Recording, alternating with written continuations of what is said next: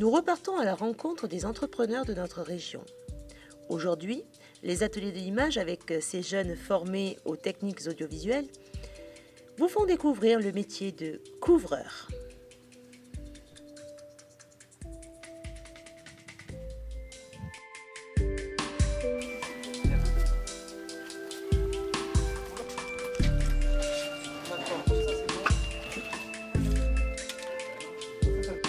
C'est un métier qui est très large. Il y a les zingueurs, il y a ceux qui font le plomb, ceux qui font les tuiles, ceux qui font l'étanchéité. C'est vraiment très large en fait. Donc il y a plusieurs choses techniques dans la couverture. Quelles sont les différentes étapes d'un chantier? Au début, il y a la conception. On regarde tout ce qu'il y a à faire, tout ce qui est technique, tout ce qui est non technique. Après, on démonte. Et après, en fait, on commence à confectionner le chantier. Donc ça peut aller de la charpente. Après, des fois, il n'y a pas de charpente, il n'y a que les tuiles à changer, que la zinguerie, que le cuivre, que voilà. Quels sont les avantages et les inconvénients du métier de couvreur? L'avantage, c'est qu'il n'y a personne derrière nous. Le patron, il n'est jamais là. Et les inconvénients, c'est un métier très lourd en fait, très dur. Donc on s'escape le dos, les genoux.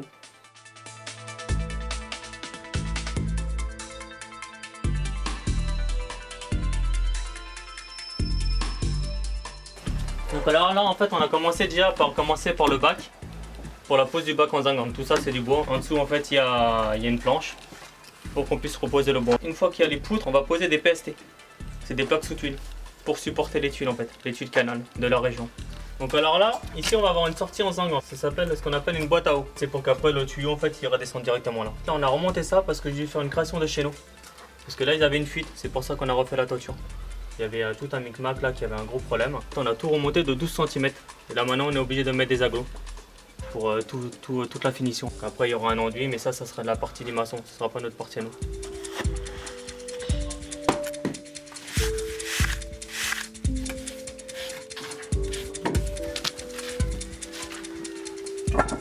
De ton côté ?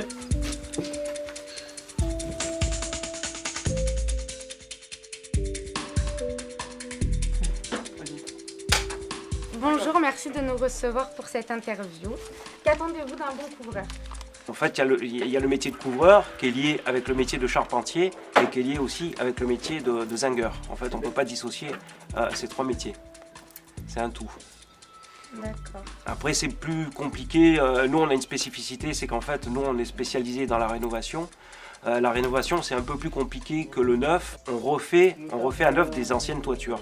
Donc ça veut dire qu'il y a déjà une base existante. Il faut qu'on travaille avec la base qu'on a. Souvent, quand on découvre, on se rend compte qu'il y a des petits problèmes qu'on ne pouvait pas voir avant. Donc il faut remédier à tout ça.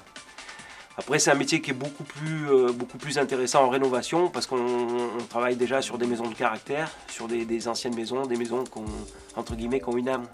On travaille beaucoup plus avec les particuliers, c'est-à-dire qu'à chaque fois, c'est un nouveau lieu, une nouvelle maison, une nouvelle façon de travailler. Voilà. Nous, ce qu'on voudrait, c'est s'expanser un petit peu, avoir une équipe de plus, pour à côté faire des chantiers plus petits, c'est-à-dire faire des réfections de toiture et à côté faire des travaux sur des chantiers plus simples. D'accord. Et y a-t-il des débouchés dans ce domaine-là? Généralement, les bons couvreurs trouvent facilement du travail. Quelles sont les formations possibles pour ce métier? La meilleure et la plus gratifiante, c'est le compagnonnage. En fait, c'est une école où ils vous apprennent le métier de A à Z. Après, vous partez sur diverses régions pour continuer la formation. Et quand vous sortez du compagnonnage, en fait, c'est les sociétés qui viennent directement vous recruter. Vous n'avez pas à chercher de travail. D'accord. Merci pour cette interview. Merci à vous.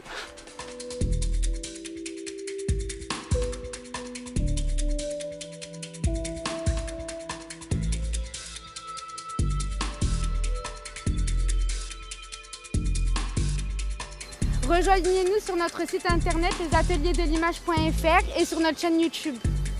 À bientôt. Au revoir. Ciao.